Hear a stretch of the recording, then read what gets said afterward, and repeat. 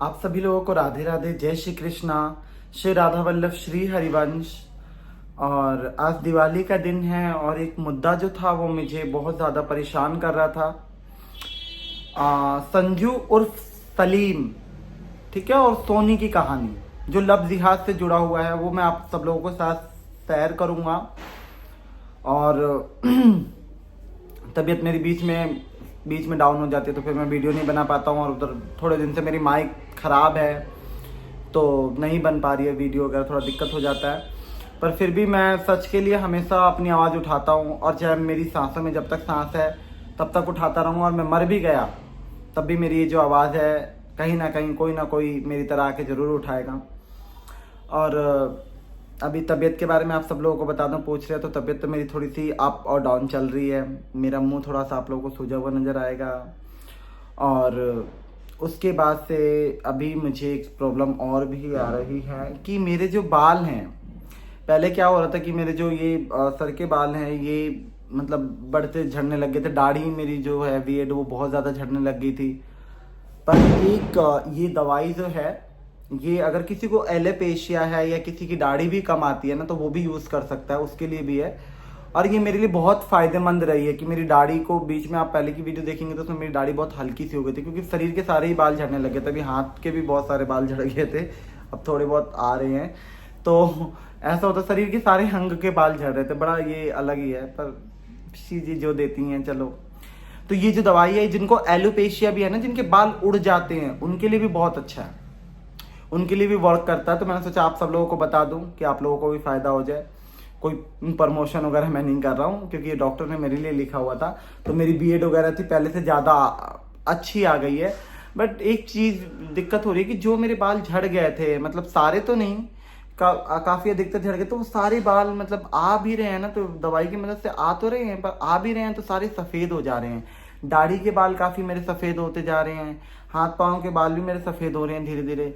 तो मुझे समझ नहीं आ रहा कि क्यों हो रहे हैं। हालांकि इतनी एज नहीं है कि बाल मेरी सफ़ेद होनी चाहिए। अगर आप लोगों का इससे कोई जुड़ा हुआ इलाज हो तो बताना ज़रूर मुझे, ठीक है। अब बात करते हैं मुद्दे पे। और क्योंकि मुझे डायलिसिस बोल रहा हूँ, सॉरी वो क्या बोलते हैं उसको, कीमोथेरेपी डॉक्टर ने बोला है करवानी पड़ेगी। 2 सेशन तो मुझे लेना चाहिए। मैं पहले सोचता था, मैं डरता था कि कीमोथेरेपी में बहुत ज़्यादा प्रॉब्लम होती है, बहुत दिक्कत होती है, पर डॉक्टर कह रहे हैं ऐसे कुछ भी नहीं है, आपको पता भी नहीं लगेगा, नॉर्मल आप पेन भी नहीं होगा। वो कह रहे हैं कि अगर आप लोग, तो ऐसे लोग हैं जो कीमोथेरेपी लेते हैं और फिर उसके बाद से उनकी वो ऑफिस भी चले जाते हैं बाहर से बाहर करवा के। तो चंडीगढ़ में कोई है तो देखते हैं, अगर होता है तो करवाते हैं, 1-2 सेशन तो लेना पड़ेगा। श्री जी, भाई मंदिर से मन नहीं है मेरा कुछ कराने का। मैं कह रहा ऐसी चट मंगनी पट गया, बुला लें, मैं दिवाली मना लूँ उसके बाद श्री जी बुला लो, कोई दिक्कत नहीं है। मैं थक चुका हूँ बहुत ज़्यादा हर चीज़ से, पता नहीं क्यों। मैं शरीर रूपी राग से तो बहुत ज़्यादा थक गया हूँ श्री जी। अब मेन दिक्कत तो ये होती है कि भैया मेरा ना कोई ले जाने वाला है, ना लाने वाला है, और ना मेरे पास कोई व्हीकल है, क्योंकि मुझे खुद किसी न किसी को उससे करवाना पड़ता, तो बहुत दिक्कत होती है। किस किस का मुंह देखता हूँ श्री जी। पर कोई नहीं, जैसे राधा रानी करवाएगी वैसे करना पड़ेगा। मैं सौभाग्य हूँ कि श्री जी कहीं ना कहीं से मेरा इलाज करवा रही हैं, मेरे साथ खड़ी हैं, तो फिर भी ठीक है। और आप सभी लोगों को दिवाली की ढेर सारी शुभकामनाएं। तो आज मैं जो बात कर रहा हूँ वो सलीम के ऊपर बात कर रहा हूँ, जो संजू बन के घूम रहा था। मामला दिल्ली के नागलोही का है।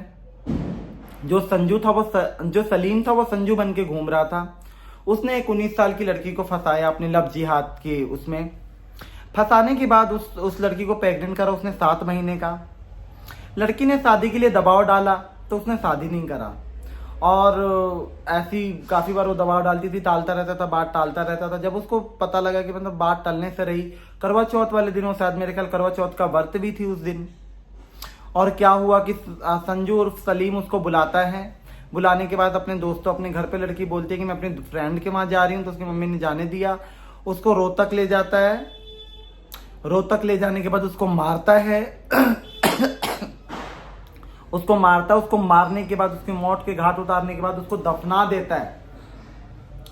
दफनाने के बाद फिर उसके घर वाले, जैसे कि उनके घर वालों को पता लगता है कि लड़की मिली, तो कंप्लेन वगैरह करते हैं। तो फिर ये जो सलीम था, जो संजू बन के बैठा था, उसको पकड़ा गया।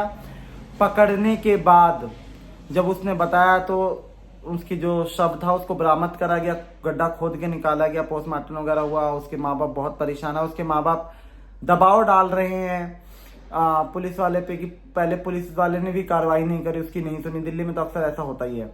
उसकी माँ बाप का आरोप है कि पुलिस वाले ने दबाव डाला उन्होंने, और उसकी माँ की सुनवाई नहीं हुई, लड़की की, उनके परिवार वालों का दबाव, फिर उसके भाई ने दबाव डाला, तो फिर कार्रवाई हुई और वो लड़की मिली। और मैं एक चीज कह रहा हूँ कि मैं हर बार इस चीज पे आवाज इसलिए मैं उठाता हूँ कि कम से कम एक तो बचे। और मैं कम से कम, आप लोगों को यकीन नहीं होगा, कम से कम मैंने 15 से 20 लड़की को लव जिहाद से बचाया। वो मुझे फोन करती हैं, मुझे इंस्टाग्राम पे मैसेज करती हैं, मेरे से बात करती हैं। कम से कम 15 से 20 आसपास सुनती होगी। कई तो 2-3 बहन तो मेरी गुजरात से हैं। गुजरात में बहुत ज्यादा लव जिहाद चलता है। तो इन सब चीजों के लिए आप सब लोग, ये जो लव जिहाद का सिस्टम है, इन सब लोग, ये जो हो रहा है ना, ये बहुत गलत बात है। ये सारी चीजें नहीं होना चाहिए। जो हमारी हिंदू बहनें कहीं जा रही हैं या किसी के साथ भी कुछ भी कर रही हैं, तो वो चीजें गलत है। कि अपने आप को कहाँ हमारी हिंदू बहन बेटी जा रही हैं, क्या सोचती हैं, मुझे तो समझ नहीं आता। इतना श्रद्धा को देखने के बाद, लक्ष्मी को देखने के बाद, मतलब एक आंकड़ा निकाला जाए तो कम पड़ जाए, पर फिर भी ये नहीं मानती। सबका अब्दुल एक ही जैसा है। और अभी तो त्योहारों का टाइम चल रहा है, बहरूपिया घूम रहे होंगे वो बना के, ताकि उन लोगों को भी क्या बोलते हैं उसको, ताकि वो लोग लव जिहाद की गैंग में फंसाएं। और हिंदू बेटियां फंस भी जाती हैं। पता नहीं कितनी मूर्ख हैं ये लड़कियां, मौत के घाट उतर जाती हैं। मैं कितनी वीडियो इसके ऊपर बनाऊं, मैं मुझे खुद याद नहीं है कि मैंने कितनी लड़कियों के ऊपर ये वीडियो बनाया हुआ है। और पता नहीं फिर भी होता जा रहा है। मैं हमेशा, मैंने कितने बनाया हूं, मैं थक चुका हूं। मैं तो, मुझे खुद याद नहीं है कि मैंने लव जिहाद के ऊपर कितनी वीडियो बनाई है। कम से कम एक बेटी बच जाए मेरी वजह से, या एक का किसी का वो हो जाए, पर पता नहीं क्या हो रहा है। मैंने मतलब यार, हमारी ठीक है ये चीज। मुझे काफी लोग कहते हैं कि आपको इन सब चीजों पे बोलना नहीं चाहिए। मैं बैठा रहा हूं, मैं भगवान को याद करूं और मैं बताऊं भी ना, ऐसा मेरे अंदर से वो नहीं है। कल हो के आज भैया मेरी बहन होती, मेरी बहन तो खैर अलग है, मेरे से नहीं रहती, मेरी बहन हो या किसी की भी बहन हो, किसी की भी बेटी हो, यार उसकी सम्मान करो। वो लव जिहाद की गैंग में फंसी जा रही हो, तुम फंसी जा रही हो। अब भी अगर कोई मेरी वीडियो देख रहा हो और जो लव जिहाद में फंसी है, मैं करो बहन कैटअप कर लो, नहीं तो बहुत बुरा होगा तुम्हारे साथ। जिन्होंने शादी भी करा ना, उनकी स्थिति इतनी गंदी है, जिसका कोई बच्चे पैदा करने की मशीन बन जाती है वो। ठीक है, इस्लाम में तो ऐसा है कि अगर जिस लड़की ने अगर मुस्लिम लड़के से शादी करा, हिंदू लड़के ने, अगर वो कन्वर्ट नहीं हुई तो वो शादी जायज नहीं है। बाकी मैं यही कहूंगा कि सारी लड़कियों से, क्योंकि बार बार ये चीज बोलना भी मुझे अच्छा नहीं लगता, कि आखिर ये जो हिंदू बेटियां किस तरफ जा रही हैं। अपने माँ बाप जो हैं, अपनी बच्चियों पे निगरानी रखे, किससे बात कर रही हैं, क्या कर रही हैं। कोई वैसे बताओ, नाम संजू बताया, टीका लगा रखी उसकी फोटो पे, टीका लगा हुआ, उसने टीका लगा रखी रेड कलर की। और टीका लगाने के बाद उसने लड़की को फंसाया, फंसाने के बाद उसके साथ 7 महीने की लड़की प्रेग्नेंट थी, बताओ। और शादी के लिए दबाव भी डालती थी, शादी नहीं करो, उसको मार के देखो। ये बहुत जल्दी मार काट देते, क्योंकि इनके अंदर से डर निकल जाता है। बाकी तो मैं यही कहूंगा कि आप सब लोग अपनी बहन बेटियों को समझाएं, सिखाएं, ताकि वो ऐसे लव जिहाद के चक्कर में ना फंसे। और अपना ध्यान रखें, आप सब लोग अपनी बहन बेटियों का ध्यान रखें, अपने आसपास ध्यान रखें। आंकड़ा थमने का नाम नहीं लेता। ये चीजें पे हर कोई आवाज नहीं उठाता।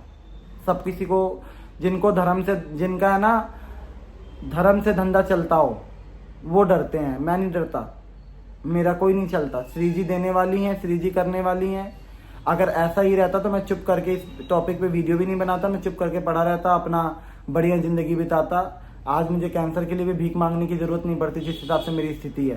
पर मेरे पास एक चीज की मुझे संतुष्टि है जीवन में, कि आज मुझे कैंसर भी, अगर मैं मर भी जाता हूं ना, भगवान करे अगर हो भी जाए कुछ मुझे, तो मुझे हमेशा इस बात का वो रहता है कि प्रभु, मैंने 1000 करोड़ नहीं इकट्ठा करा सनातन में आके, मैंने पैसे नहीं इकट्ठा करे यहाँ पे आके, मैंने हर एक गलत चीज़ों पे आवाज़ उठाई है। चाहे और अभिनव अरोड़ा वाली बात हो, एक व्यक्ति ने मुझे कमेंट करा था कि भैया आपको किसी की निंदा नहीं करनी चाहिए, तो पहले व्यक्ति कमेंट में मेरे जितने भी भाई हो पहले ही कर देते हैं, पर वो निंदा नहीं था, पाखंड के खिलाफ आवाज़ उठाना था। तो मैंने पाखंड के खिलाफ आवाज़ उठाया था और मैंने बोला था कि अपने बच्चों को सीख दो, ढंग की सीख दो। उसकी वजह से काफ़ी बच्चे इन्फ्लुएंस हो रहे थे और भी माँ बाप अपने बच्चों को उसी टाइप से ढाल रहे थे। धर्म को धंधा मत बनाओ, वो अच्छी बात है, बनाओ, पर उतना ही बताओ जितना हो सकता है। मुझे सबसे बड़ी बात ये बुरी लगी कि इतना बढ़ा चढ़ा के बताना श्री कृष्ण मेरे साथ पढ़ते हैं, ये बहुत मुझे रामभद्राचार्य जी ने इस बात को भी गलत कहा, तो इस वजह से मैंने इस टॉपिक पे बोला। बाकी मेरा कोई वैसा किसी से वो नहीं रहता और ना ही मैं किसी से डरता हूँ कि कोई मुझे केस करेगा, कोई मरवा देगा। जिंदगी वैसी जाने वाली है। अगर कोई भी ऐसा व्यक्ति हो जिसको ऐसा लगता हो तो भैया मैं किसी से नहीं डरता। जो गलत है उसके लिए मैं शुरू से बोलूँगा। मेरे अंदर का ज़मीर जागता है और मैं गलत को गलत कहता हूँ। इस्लाम में मुझे नहीं भाया, मुझे उसमें कई चीज़ें मुझे गलत लगी तो मैं छोड़ आया उसे। और सनातन में मुझे काफ़ी चीज़ें काफ़ी क्या अधिकतर चीज़ें, अभी दिवाली आ रहा है तो किसी मुर्गे का या किसी बकरे का जान नहीं लिया जाएगा। सबसे अच्छा त्यौहार है सनातन का। आप सब लोग सेफ रहें, अपनी बहन बेटियों का ध्यान रखें। आप सब लोग जैसे प्यार और सपोर्ट करते हो उसके लिए बहुत बहुत धन्यवाद। राधे राधे, जय श्री कृष्णा।